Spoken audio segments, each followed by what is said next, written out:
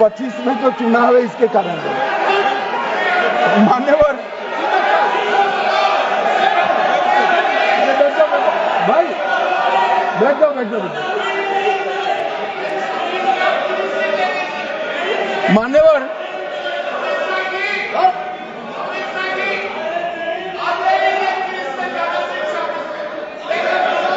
बैठ जाओ।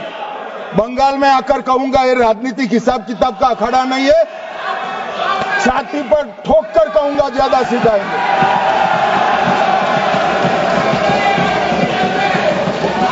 मान्यवर 2013 के, अरे बैठ जाओ वकील साहब बैठ जाइए। मान्यवर 2013 में वो भी रिपीट होने वाले हैं।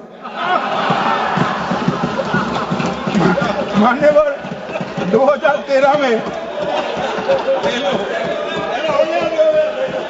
बैठ जाओ। मान्यवर 1913 से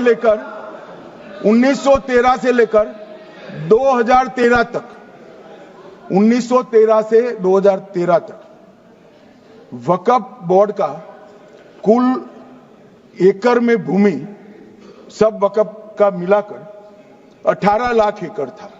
मेरी विनंती है सभी सदस्य इसको ध्यान से सुनिए। 1913 से 2013 तक 18 लाख एकड़ और 13 से 25 तक एक कानून बनने का परिणाम क्या आया और नई 21 लाख एकड़ भूमि बढ़ गई।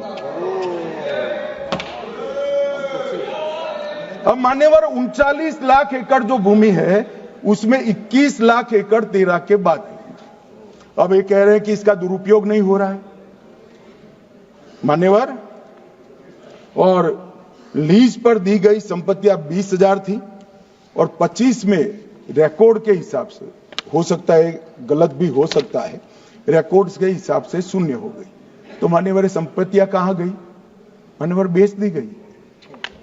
किसकी संपत्ति से, किसकी परमिशन से बेचा? मान्यवर मैंने पहले ही कह दिया कि केरल और देश भर के Catholic bishop council, Catholic bishop conference of India, Catholic Congress Kerala, भारतीय कैथोलिक धर्मगुरुओं की महासभा, केरल चर्चों की संयुक्त परिषद, कैथोलिक कांग्रेस केरला, ये सब ने इस बिल का समर्थन करा है और कहा है अन्यायी 2013 का सुधार। हम अकेले नहीं कह रहे मान्यवर। और मान्यवर इसी एक्ट में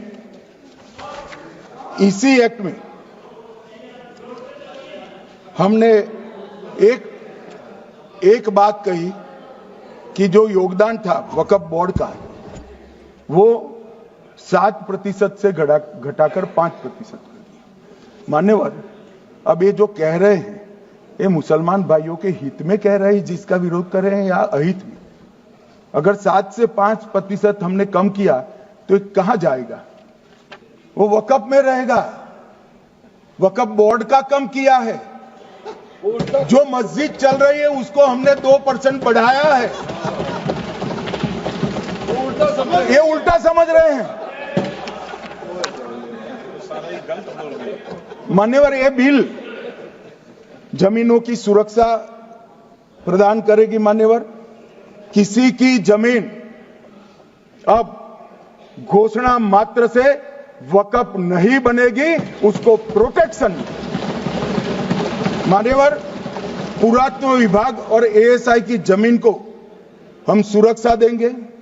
आदिवासी भाइयों की शेड्यूल 5 और शेड्यूल 6 की जो जमीन है वो सुरक्षित हो जाएगी।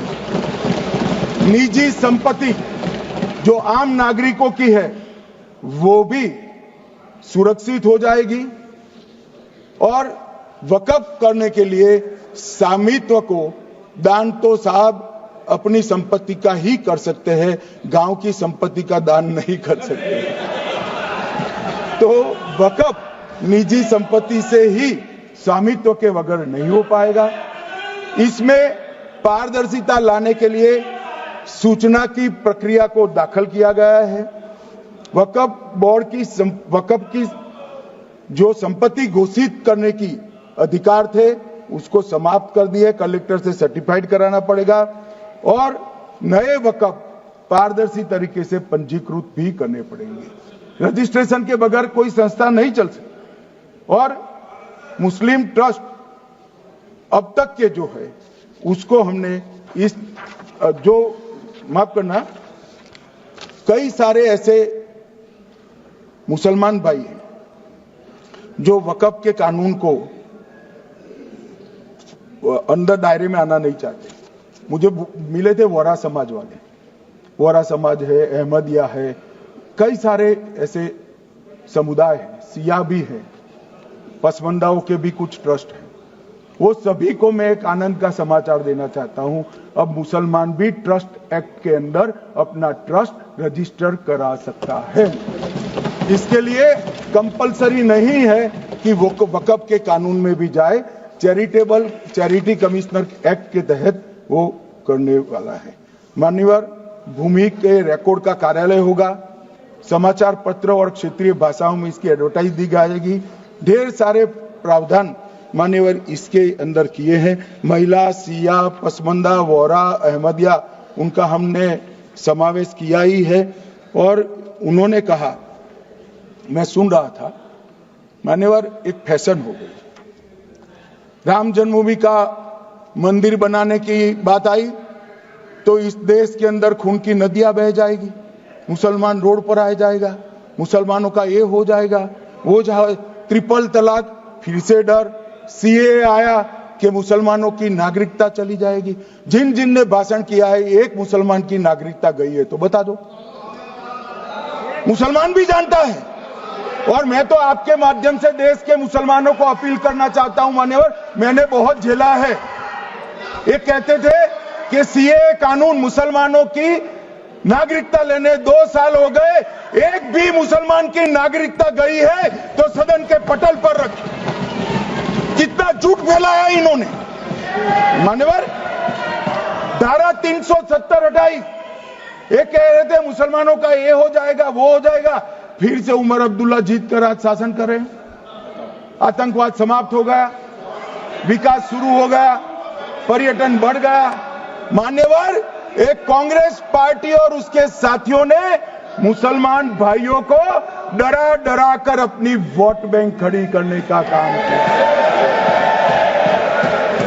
हम नहीं डरा रहे मुसलमानों को, आप डरा रहे हो भाई। आप कह रहे हो ये हो जाएगा। मैं कहता हूं इस देश के नागरिक को किसी भी धर्म का हो कोई आंच नहीं आएगी। मान्यवर, ये नरेंद्र मोदी सरकार का सरकार। मान्यवर,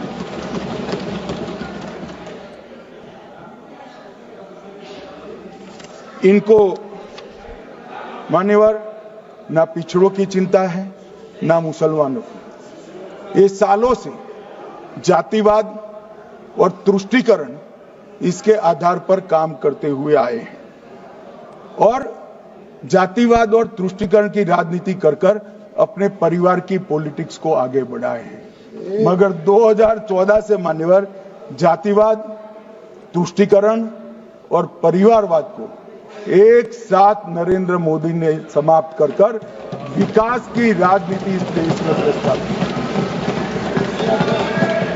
पॉलिटिक्स ऑफ परफॉर्मेंस, परफॉर्म करिए और चुनकर आइए। 3 टर्म मोदी जी को चुना है और 3 टर्म भारतीय जनता पार्टी की सरकार रहने वाली है। मेरी बात लिख कर मान्यवर,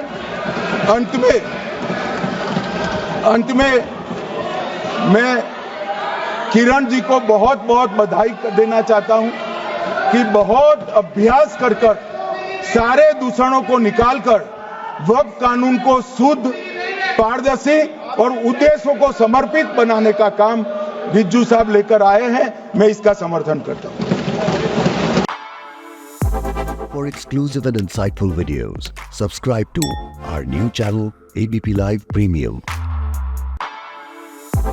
For exclusive and insightful videos, subscribe to our new channel ABP Live Premium.